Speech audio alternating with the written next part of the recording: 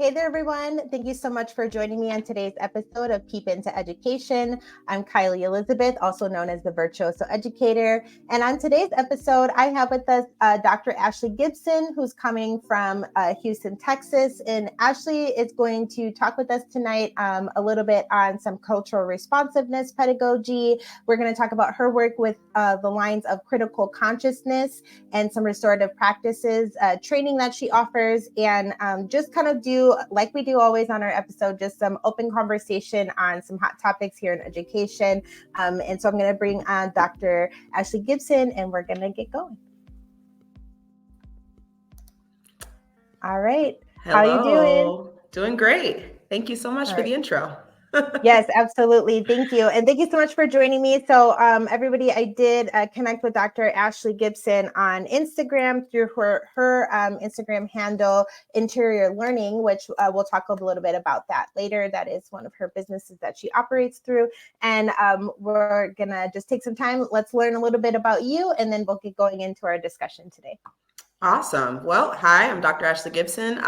Absolute pleasure to be here with you guys. And as the CEO and founder of Interior Learning, I've spent the last 16 years really immersed in the world of education. I'm a classroom teacher currently, and that is my full-time job. I also work part-time for Baylor University, and I teach Zumba as well. So as a teacher, we have many, many hats, and that's how we pay the bills. So it's wonderful. I love the work that I get to do. I'm driven by a deep passion for fostering critical consciousness among students and educators alike.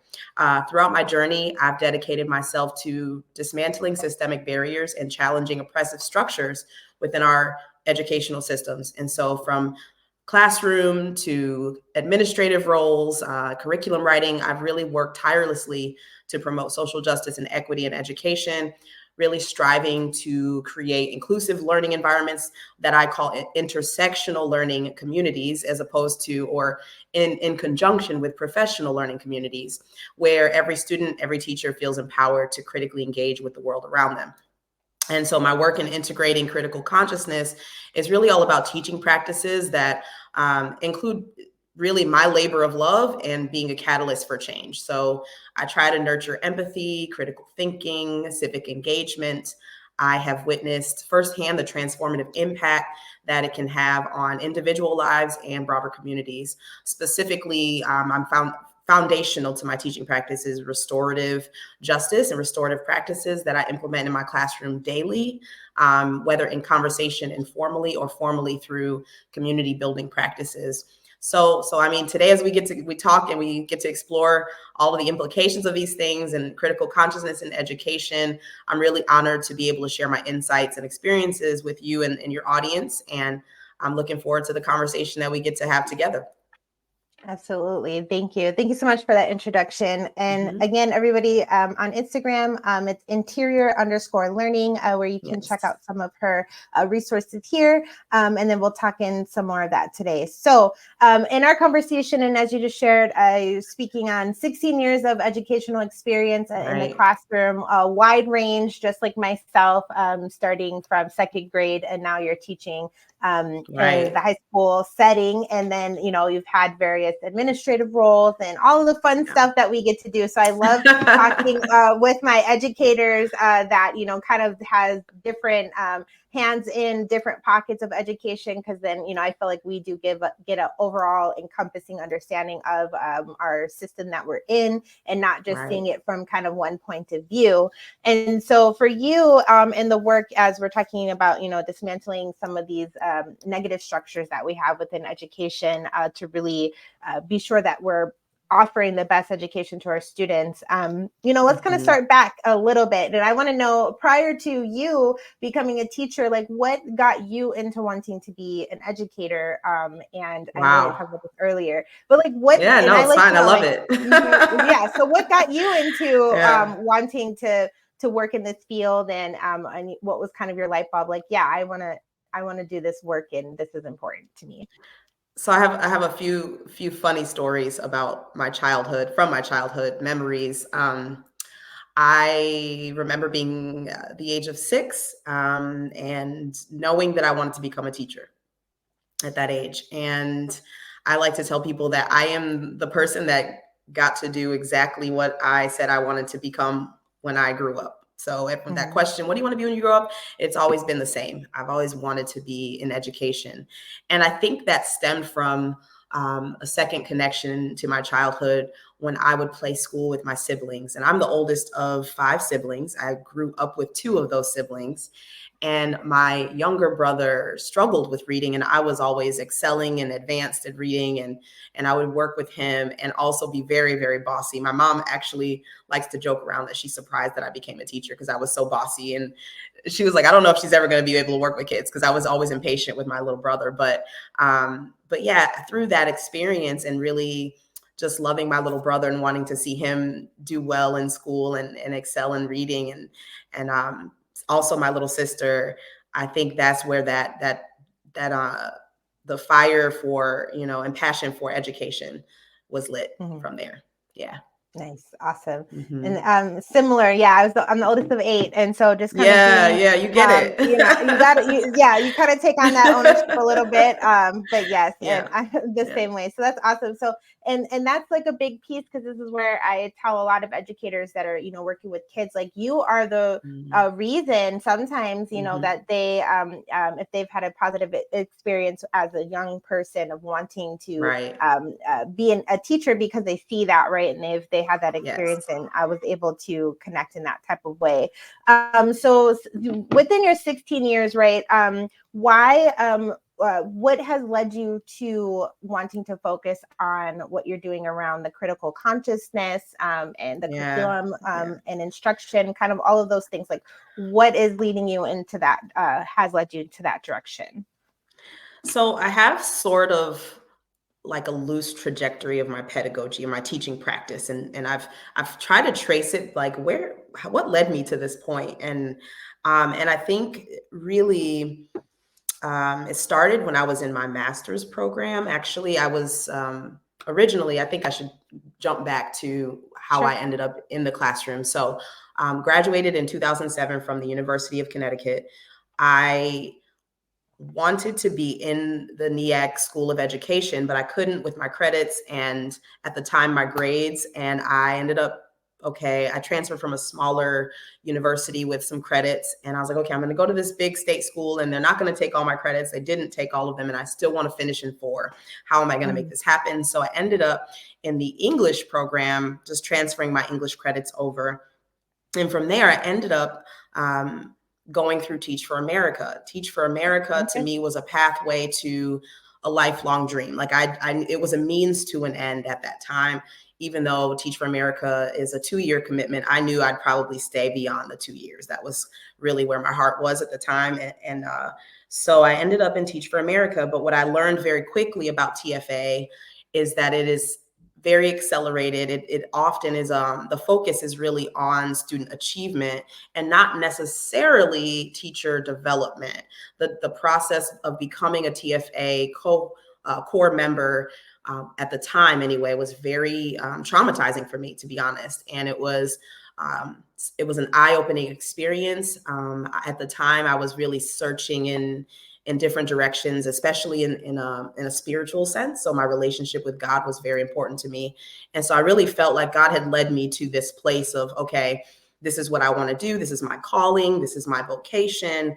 TFA wanted to move quickly, but I needed to take it slow. And as a learner, I needed more mentorship, more tutelage, and there really was not space for that in the TFA framework.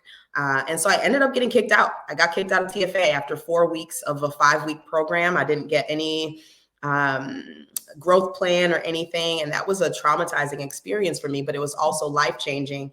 I was called into a conference room at the time and told that I would never make a good teacher. I would never be able to be a good teacher with the skills that I had. And I cried and I prayed and I talked to my friends and I had 2 options. I remember calling my mom and my mom saying, well, come home, baby. I want you to feel better. And I called my grandmother, and my grandmother said, girl, pick your panties up and stay. Like, you worked hard to get there. You're going to figure it out. And I had 2 options. I could go home back to Connecticut, or I could stay in Houston and where I had started my life over again as a 22-year-old young woman. And I decided to stay. And I think that is what really propelled me into the Dr. Gibson that I am now, just really that tenacity, that drive, and that passion. And I ended up finding a job within the month. And the principal, I was told never to tell anybody that I got kicked out. And I was honest with her. I was very convicted in my spirituality. Like, I don't want to lie to you. This is what happened. I'm new at this. I don't know, but I do know this is what I want to do. And so she provided me with mentorship and structure. And that was my first year as a second grade teacher. I started off teaching second grade. And then within 6 years, I had taught second through fifth grade.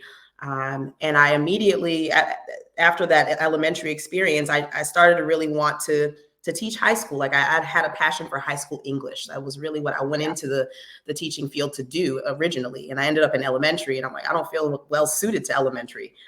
Even though I love the kiddos, their parents are, it's really hard to deal with elementary parents. But needless to say, I ended up in teaching high school. In my first year teaching high school, I taught AP English Language and Composition and English 3 American Literature at the time here in Houston.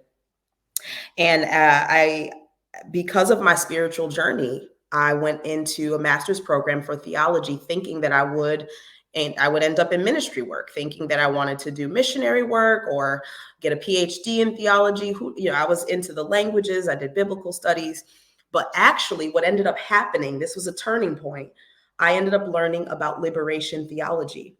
And the path and the journey that, after reading James Cone and other liberation theologians, led me to restorative justice and restorative practices, and alternatives to punitive systems in education, which I saw as a real issue. And I started to really problematize that in my teaching practice. And I started to integrate that spiritual practice into not outward, not overtly like proselytizing in the classroom, but as the embodied educator. And this is something that I was reading about in Bell Hook's work, just embodying, and Paulo Freire, and talking about the critically conscious educator. And the more I delved into the restorative practices, the indigenous roots of that, the more I realized that there's a lot of alignment between the critical consciousness that I was reading about and the restorative work that I was doing. So I went through that master's program. I ended up a TA for a wonderful professor. He wanted me to go to Scotland to get my PhD. And I was like, no, I want to stay in the classroom. I feel like there's something here. And I started to develop project-based and problem-based learning experiences for my students. And from there, that blew up into a whole thing. I ended up leading a student group. And you said you have certification in family and consumer science. Here in Texas, one of the courses that is under that label is a course called Social Action. And I started to teach. I went from just teaching English to now English and Social Action. My Social Action students and I put together a peer group, and they ended up transforming the district and bringing restorative practices through the project-based learning that we were doing. So students, and this is where I said I was doing youth participatory action research without knowing it, because it was YPAR. And so I went from restorative to PBL to critical consciousness to YPAR, and now I'm here. I'm still in the classroom, but I'm working with juniors and seniors, and we're doing a lot of the YPAR and critical consciousness work right in the classroom. And I do get to work with some teachers here and there through interior learning. So that is really it. That's how I ended up in the really just falling in love with fostering critical consciousness in teachers and students. Awesome. Thank you so much. I just took a whole bunch of notes. I was like, oh, this is, and so, there's so many terms in our world in education. There are, yes. Yeah. And we were talking about earlier how, but something can be misconstrued for something else. But at the end of the day, you're very much centering. And I love how we talked about the indigenous roots and that kind of implication into the role of restorative practices. And, I think in general, on a full grand scheme of things, education in the U.S. was really founded on industrial needs to get people math and reading ready to be able to do industry level work and work in factories and be able to do kind of busy work, right?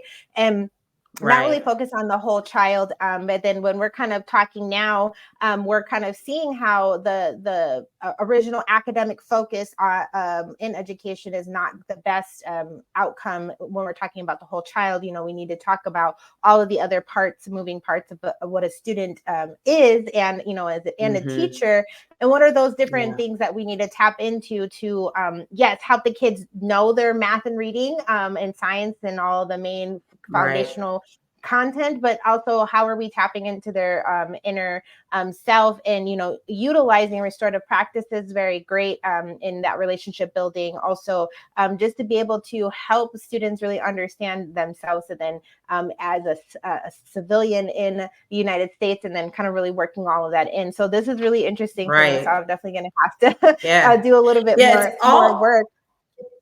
And what you said is so great, because it reminds me of really, it's all about this idea of democratizing education, because supposedly we live in a democracy, right? It may not always seem like, based on what we're experiencing, depending on our proximity to power, but we claim to live in a democracy. And so it's important that we democratize education, and it's super important. And so I find that to be, I see all of our experiences as political, and unfortunately we have to prepare, you know, ourselves and our students for the world that we really live in. Right. Yes. And so, kind of referring to one of your posts, you talk about what are the benefits of critical consciousness, and the very, you know, the second slide talks about having a deeper understanding of social issues. And I think, and you can talk on this too. And I'm kind of curious of how you approach, you know, in the world that we're living right now, we're kind of in education being told what we can do and can't do, what we can talk about, what we can't talk about. Where there's such a line, right? There's a fine line, and it's very clear.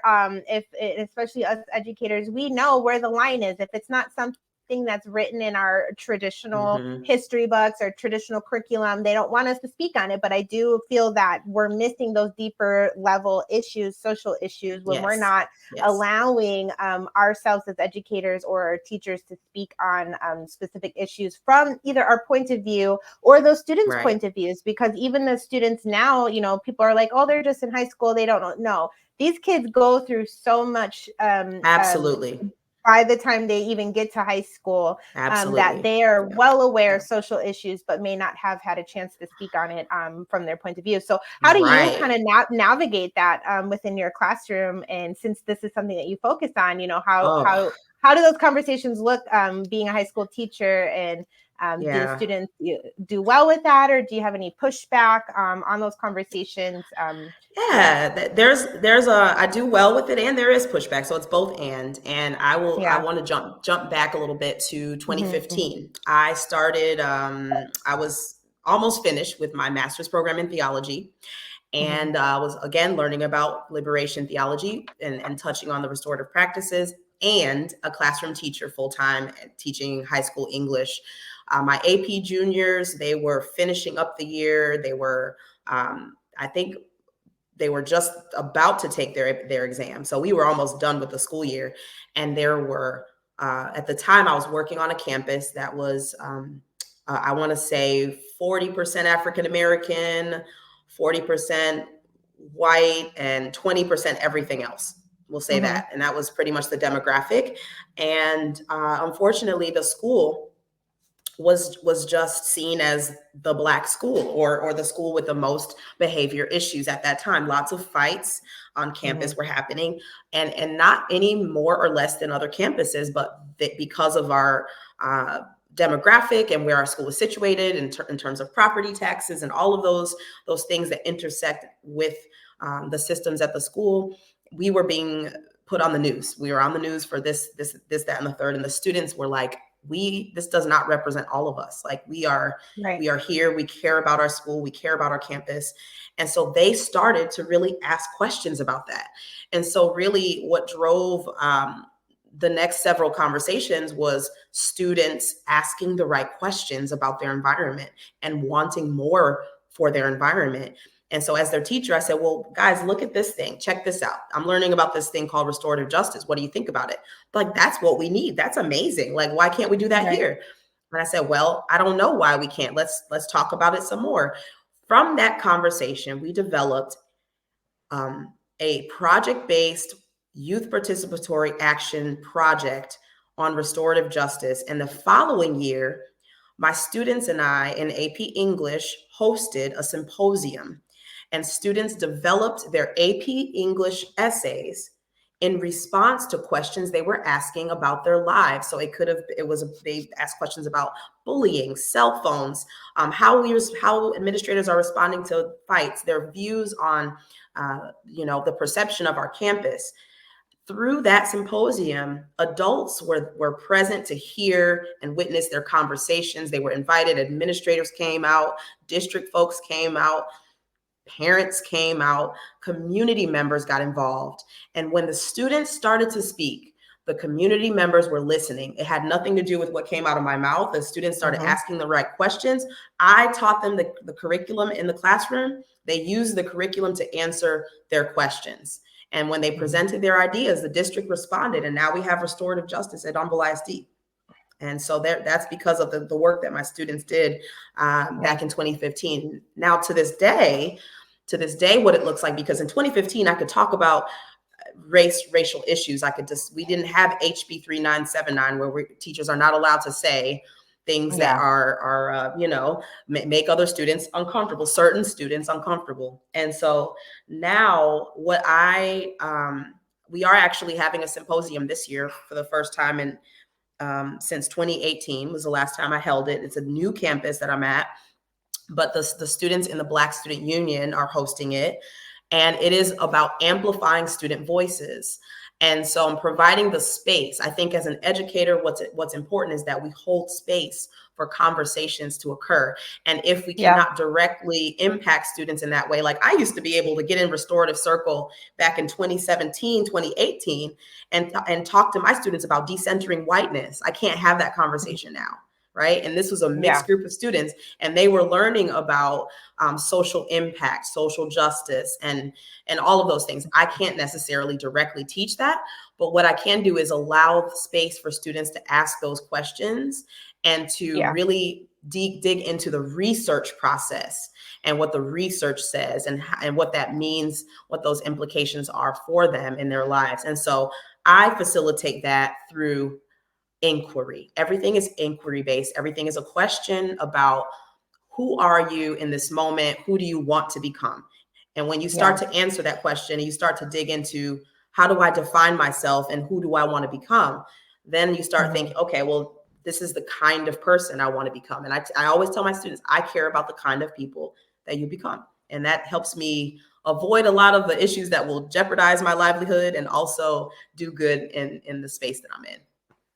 Absolutely. That's awesome. And I think all of that's really important, like you said, to open up the inquiry, to get kids to think about and about their selves and their lives. And similar, like when I was teaching education and teaching at the high school level, I taught a course called Independent Living. And, it's really like what it's like to be an adult after high school. But we would start having these very deep-rooted conversations and deep-level conversations, because we would talk about citizenship. We would talk about what it means to like live in the world that we're living in. And during my last year, it was the time where George Floyd happened. So you were starting to have like a lot of these conversations with the students, and this is where I think we miss the mark a lot in education, is where we do not actually sit back and listen to these students and what they have to say on the topics involving your life, right? And so even in the middle school or high school,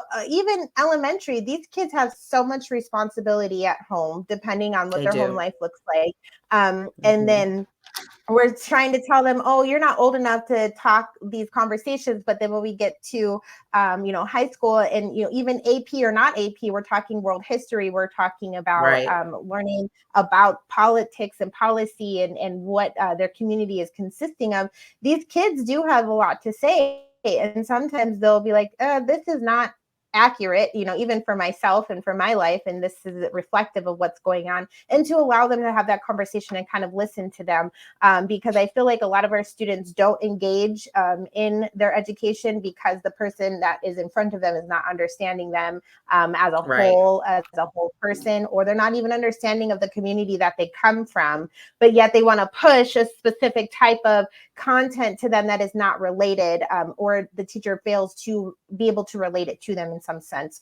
So I really love that approach. And I think that more educators, regardless of any of the content that they're taking on, is to allow that voice and choice of that student to, then kind of take ownership of that education. And senior year, or not even seniors, but high school, that's a symposium for high school students. That's amazing, because they will be the ones, and I've had conversations over and over with these kids. They will be the ones to tell you, like, I don't want this for ourselves when we're your guys' age. Like, I don't want, to live in a world like this. Like, they do want to have a voice. But so many times, and I've also experienced, I had a set of seniors that were advocating, like, I don't want to be with this teacher because of this. And they're still not listened to. Right. And so it can be very detrimental. Yeah. Go ahead.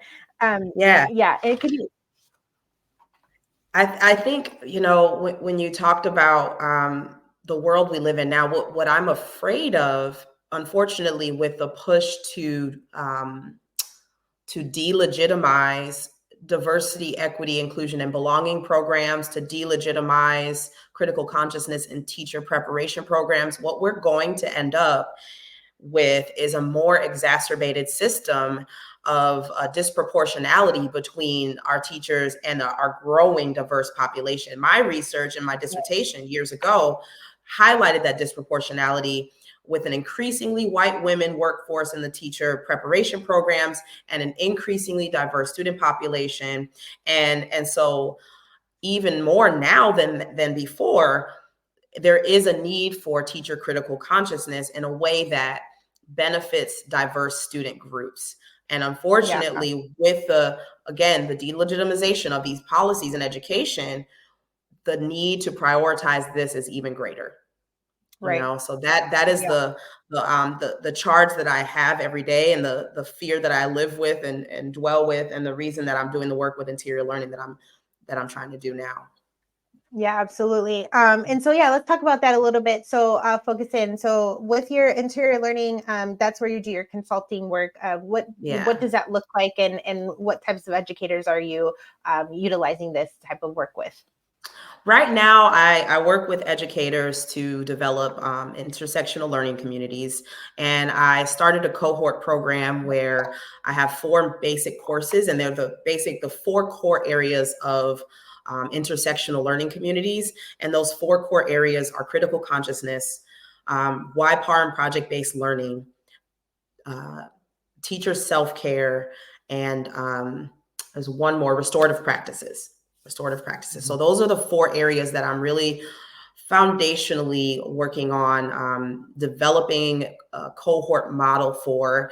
And my goal right now, it's still in its infancy. My goal is to get teachers into these intersectional learning communities, to enrich them, and hopefully be able to build it out so that colleges and universities will want to adopt the cohort model and integrate critical consciousness into their teacher preparation program, so that districts will want to have it as a supplemental professional development style of, and this includes restorative practices, community building circles, intervention, ways to handle problems. There's so many benefits to having those 4 core areas.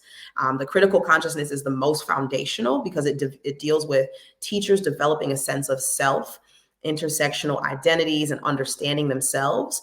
And I developed a spiral of critical consciousness where teachers can sort of locate where they are in that, and it's a spiral because it's never linear. You're always coming back around to learning that you've done before in a new way. Absolutely. And so with that critical consciousness, then the teacher can begin to develop project-based learning, student-driven experiences, YPAR, working with youth participatory action research, and really begin to practice that in the context of a restorative culture.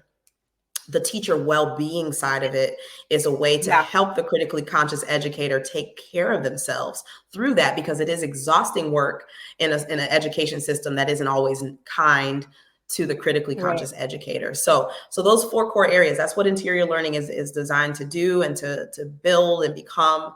And right now it's still a baby, but we're growing, and I'm looking forward to getting to partner with other folks in this work. Absolutely. Thank you so much. And so for those that are watching, and I'll also link this in the comment area, but she's on her website, interiorlearning.org, has a lot of the information that she just spoke on, and of course, Interior Learning on Instagram and Facebook if you're on there. So that shares a lot of this information. But again, it's just, I think I love the way you broke it out and in the different subcategories that you put it all in, because again, at the end of the day, and if we honestly really sit back and think about it, regardless of what demographic you are, you're coming from someplace outside of other than the US. And that's right. Where, doesn't matter. And I'm being, to respect our communities of the Native Indian population, we can't, we all have so much background in. And so when we're talking where the line is so sensitive around race and cultural and equity and all of those things, it's like you have to think about it. And I refer to this a lot, is the U.S. is considered as a melting pot, right? And we learn this in our typical history books, like course, yes, and especially in elementary, like we're a melting pot, and we come from here, and come from here, come from here. And so the sheer fact of us not having, to be able to speak on those areas in 2024, because we are, upsetting a certain group of people, like it's just ridiculous to me. It's like, you guys, come on, like we have to learn about all people. Go ahead. What it makes me think about, and you really made me think about how gosh, I lost my train of thought. It's okay. Really how like, so education, Go ahead. Oh, so you might sorry. have to cut this part out because I'm like trying to remember what I was thinking. It's okay. No, it's okay. I do it all the time because it's just like, I think for us, it's just like, I think it's so common sense, and it's so very, like, the answers are very clear for even me and you in front of our mind, that when we try to explain this on a bigger scale to people, it's like, what are we missing? And then to me, I always ask the question, well, why do we have these House bills put in place? Why do we have all these book bans? Why do we have all of these legal things coming about to kind of control a specific narrative? Yeah, go ahead. I'm gonna say some quiet parts out loud, and I hope I don't sound ridiculous, Kylie, but I'm gonna say it. Sonia Renee Taylor would call it the delusion of white supremacy. And it's intermingling with the capitalistic structure of our nation. It's intermingling with hegemony, which is basically what we consider normal in the United States, and wanting to keep that normative system in place. And when 2020 happened and we saw the big George Floyd, the response to the death of George Floyd, that was another inflection point, similar to that of the election of Barack Obama. Barack Obama's election was an inflection point that really was disconcerting to a lot of folks in our country that are really scared of diversity, just scared of diversity in a major way, to the point where there is outright erasure taking place, erasure of culture, erasure of the importance of diversity, equity, inclusion, and belonging. And so there is a fear of diversity that is born out of the delusion of white supremacy, unfortunately, and the centering of whiteness. And I think that is a real challenge and a barrier, because as a teacher of predominantly white students at this point in time, what I get to do is I get to really model the possibility that this isn't a scary thing. This is an Right. amazing opportunity that we have, right? To ask good questions and to be more human. And this is what my theological background taught me. What does it mean to be human? And when I started to really ask that question and center that question, race became a construct immediately. I could see how it's a construct to divide and to really just, hold us back and marginalize us in ways that really separate us from what it means to be human. And I think humanity is at the center of it. Instead of power and control, we need to put humanity back at the center of our educational narrative. And creating these strategies for cultivating it, I don't always do the best job because I'm so like you said, there's so much, right? I don't always do the best job at communicating its importance, but what I see every day as a classroom teacher is the development of what it means to be human and getting to model the possibility of that for my learners in a very micro sense, but on a macro level, as Adrienne Marie Brown would talk about fractals and how the small change leads to the large scale change. And I see myself as a fractal. I see myself as one, drop in the ocean of that reverberating change. So that's kind of where the way I look at it. And just being an advocate for the integration of critical consciousness is part of that systemic change that needs to take place, regardless of where our house bills are at the time. I think, unfortunately, it will slow progress, but we still have to kind of go against the current of that. Absolutely. And all of that's really very, very powerful information to know. And kind of what I was thinking about as you're saying that is it's when we're talking about being in a capitalistic environment, right? Everything ties back to money. And I feel that in our system, our education system, and I'm speaking more on the public side versus, all the other options that we have, but more in public education, it is about the money. And if you really think about it, it all ties back to funding. And I don't want to get too long-winded on our conversation. No, I get it. And we know that, right? And we know that. Yes. And I think along the line, someplace was lost of it. And we used to think about this and hear this, teachers were glorified back in the day. Like, they're a teacher and they're so amazing and this and that. And then now it's just like, oh, now we're glorified babysitters. Like I hear that all the time. Like, and it's like, that's not at all what it is. Right. But I think and we enjoyed a moment in the sun with COVID. We enjoyed a moment in the sun, right? We were everyone's hero at that point, but then yeet.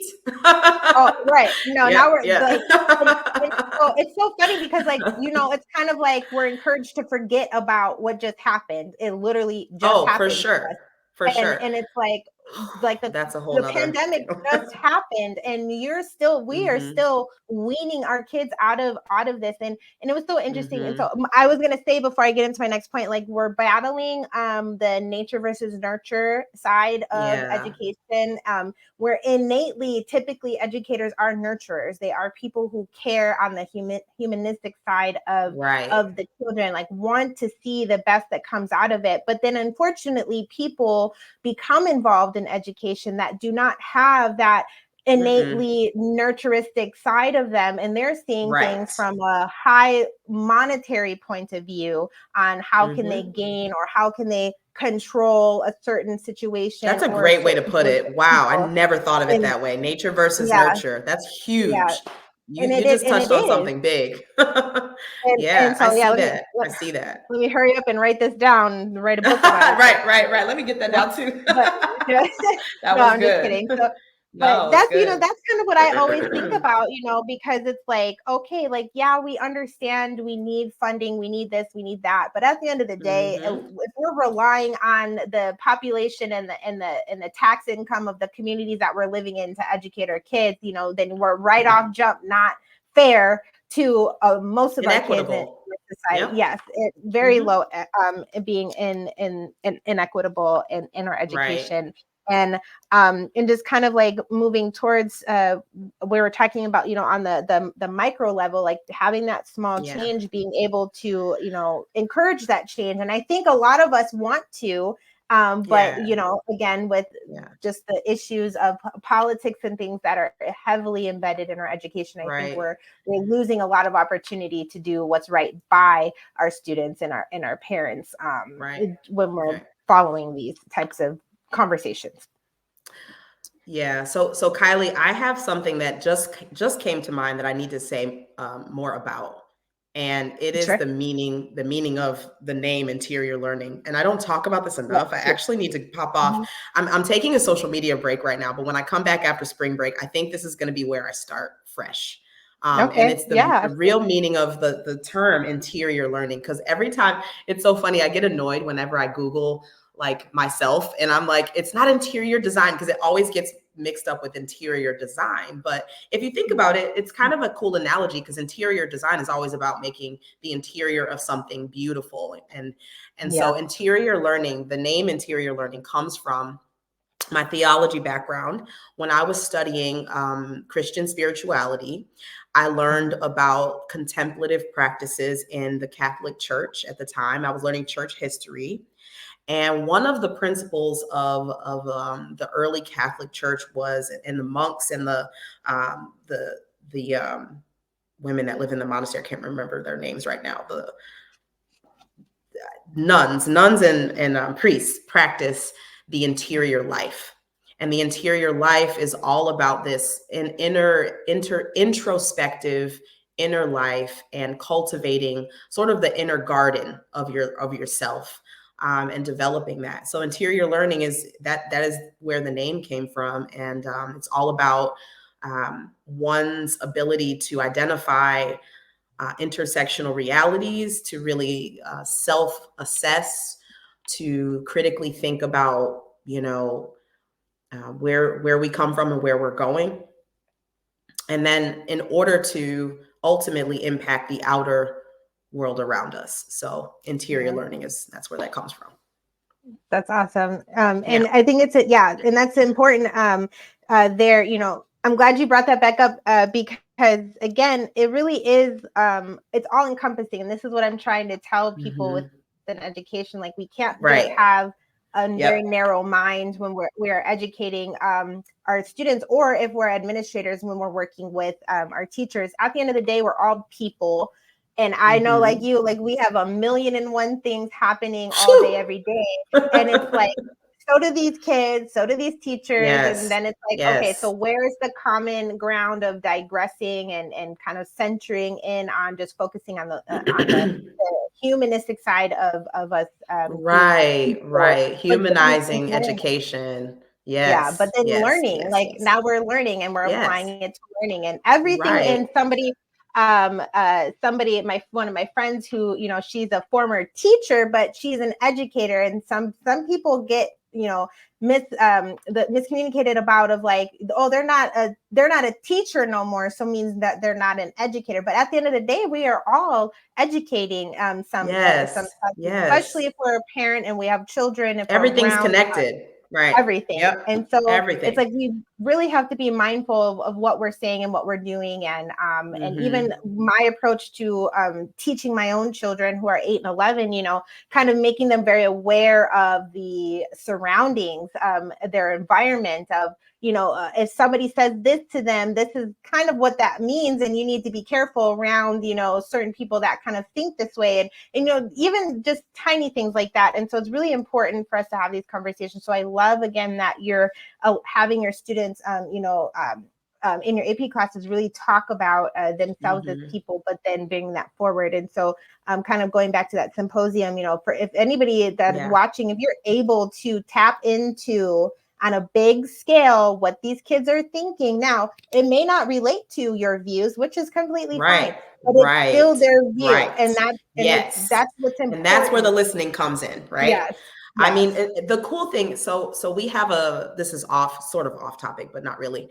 We have, I don't know what your teacher assessment system is in Arizona, but for Mm-hmm. here we have, what's it called? T-tests. That is our appraisal system for teachers. And in that appraisal system, this is something that I really need to, again, highlight more often in my work on interior learning. But in that appraisal system, the highest level of teaching is where you cannot predict what the students are going to come out with. All you can do is control the input and the skills that you're teaching and assessing.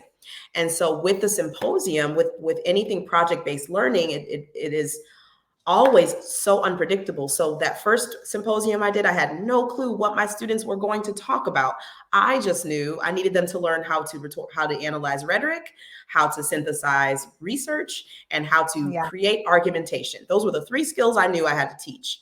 Whatever they came up with had to fit in that framework. And I mean, it was amazing. You would be blown away by some of the things that they've come up with. So this current symposium, again, is amplifying student voices. And right now we actually just closed the proposal form so students could propose their ideas. And we have 53 different topics that students are going to be presenting. And this is completely outside of the classroom. This is extracurricular for them, but they're doing it. Some of them are doing it for extra credit, but it's really great to get them to practice and think through what they really care about. Absolutely. That's wonderful. And I would love to learn, some of the topics that they come up with afterwards. For to sure. connect about that, because again, it's super important. It's super important. These kids have so much to give, so much to say. And I think if we can be, as educators, be reflective, or even parents and admin, on what they're talking about, we can better relate, our teaching styles and just build those connections better with them and help understand, that. And I like that. It's the input, not the output. And so that's, in relation to standardized testing, we won't go there today, but that's where I'm like, you're asking them to be robots and to have the same answers. And the way we all perceive, even me and you could be looking at the same image, but the way we perceive it is going to be completely different. And it's all encompassed around how we are as people and what has influenced us as a person and how we've learned and developed over time. And there's never going to be 100% that everybody's going to see things the right way and so are the same way, but doesn't mean it's wrong. And so that's where I'm really trying to push us kind of. I'm like, I hope that people understand this and things like that. So we are, so we're like 47 minutes in. That's great. I love all the topics that we're talking about today. And this is I great. definitely believe Really great. Very refreshing. Yes. Thank you. Thank you. We'll have to definitely talk a little bit deeper on some more of these things. So one other thing I want to touch about is, obviously as educators, we need some type of way to relax ourselves and kind of do some self-care. So you talked about Zumba. And so what are some other things that you like to do? So Zumba and to kind of, as an educator, how do you like to get some R&R or just kind of get your mind off of the day-to-day? So my regular maintenance, and I loved getting my nails done and getting my lashes done. I get a nap when I get my lashes done, so I always look forward to that because I always fall asleep. And Zumba is so healing. I started off last year. So before I started teaching Zumba back in 2019, so it's been 5 years now. And since then, I started off just subbing classes, and since then I have taken on 2 classes. So last year I had 1, now I have 2, and it's a community all in itself. And I have a wonderful community of friends, very supportive, just great support system. I share my home with my mom and my sister, so I have a great, loving community around me. And I walk all the time. So I have trails that are behind my house. I live in a really peaceful wooded area. Nice. And so I do a lot of walking and listening to audiobooks and dancing. Dancing is actually really, really good for the brain. There's some new research around dancing and its impact on the brain and what it requires. So I've learned that I'm really benefiting from those self-care practices. Nice. And that's great. Yes. We have to take care of ourselves. We have to. Yes. Yep. And I say, I keep bringing this up. I love talking about it, but on the airplane, they talk about put your mask on first before you can help others. Absolutely. And I feel that, we have to take care of ourselves, especially if we're working with students, especially for admin, working with teachers. It can be very exhausting to do so. And just to be able to, have our own mental health kind of taken care of, and therefore to kind of do this this work that we are here doing. So thank you so Right. much, Dr. Ashley Gibson. Is there any thing else that you would like to close us out with, or any thing else on your mind?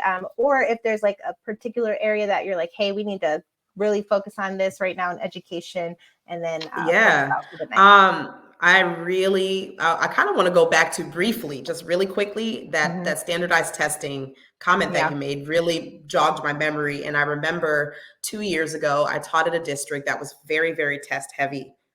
This was a district that I spent the least amount of time at in my entire career. I spent 1 year at this school. And in my 1 year, we probably tested our students 5 or 6 times that year. And the very last exam that they took, we were in a windowless room with one door and one door in the back, one door in the front. And we gave them lunch in these plastic bags, and we had rows and rows. It was a huge gym full of student rows of student tables and Chromebooks everywhere. It was an absolute nightmare. And I just felt so like I am in a prison right now of standardized testing. And I just had a dream. As I couldn't do anything else but sit there and watch them. So I started really just making up stuff in my head about what would testing look like? What would real assessment, authentic assessment look like? And I started to imagine students sharing their ideas, having conversations about their learning, demonstrating what they had learned throughout the year in these student action, basically YPAR. And the following year, I got a job teaching AP research. And so now I get to facilitate that kind of testing. And I think AP Capstone, they've gotten it right. They've really gotten it right. And the kids are literally writing their test in class, and they work together in groups and they present. And my final word is that my AP research students last year, they presented at a conference with me. We wrote a poster together called The Power of Sankofa. And I teach with an ethic and a lens of African principles. And so in research, I teach about Sankofa. And then in an AP seminar, I've started to teach them about Ubuntu, which means I am because you are. Sankofa means go back and retrieve it, go back and get it. And the research process is very reflexive. So you're constantly having to go back to the lit review to understand the methodology, having to go back to different parts. So we wrote a poster last year called The Power of Sankofa, and 19 of my students presented that at that conference with me. We won the Best Poster Award, and the students were actually able to connect their ideas. This year, I'm proud to share that my students are now presenting separately. I'm presenting and they're presenting with me, but they all have different presentations at the same conference here in Houston. So I say all that to say the dream has become reality. And so I'm really excited. And again, that fractal of hope. So there is hope for education. We just have to find the pockets of it, and we have to lean into it, even if it's uncomfortable. Oh, yes, absolutely. That's the part. Even if it's uncomfortable, we have to do it. Thank you so much. And there was a quick, I know we're supposed to, we're not supposed to. I just want to avoid us going down a rabbit hole. You're fine. You're fine. I'm enjoying myself. But there's I just listened to, I came across, her name is Tanisha Levette Williams, and she's a PhD on LinkedIn. And so she just put out a brand new TED Talk on getting away from standardized testing. And she did this great I love that. organizational, it's called a pixograph. So it's basically taking concepts and putting them into shapes and colors. And she outlined what a full 4 years of history courses look like for high school students, or for students in their K through high school career. And what it looks like, and like what are the genders and the races of the different people we're learning about within the historical context, and then kind of broke it out visually for us to see by color. But she led to say that on average, students have about 120 standardized testing exams between kindergarten to their graduating high school, and just how much time is spent on testing alone, and the detriments that it has to our students, when it comes to their mental health. Like my kids freak out over testing. So it's just kind of things like that. Right? So that's a big topic. And I use Socratic Seminar. I test my students using Socratic Seminar as often as I can. I do. Yes. Yeah. And so there's other Mm-hmm. ways. So, so I just Right. want people to know, like, and those of you that are watching, these kids are tested probably a lot more than they're doing just general Mm-hmm. curriculum. They are being tested Yes. over and over again on what it is that these systems want them to know, and it's not Mm-hmm. even or learning to meet the requirements of the test. And that's, I think, with our public education, where I feel that we're falling short, because at the end of the day, we're still having reading deficiencies. We're still seeing, on average, adults only having a 6th grade reading level. Like, things like this are not being addressed because we are focused on standardized testing. And so these are topics of conversation I'll be leading more into. So if Dr. Ashley, if you want to talk with me, or anybody else I listening, if do. you're wanting to Absolutely. speak on that, Yes. I'd love to have these conversations there. But Right. thank you again, you guys, so much for joining us tonight. Dr. Ashley Yes. Gibson, again, on Interior Learning. You can find her on Instagram, Facebook, and her website. And thank you again for the watchers. Please like, follow, and share, and all those fun things. And you guys all have a great night. Thank you. Thank you.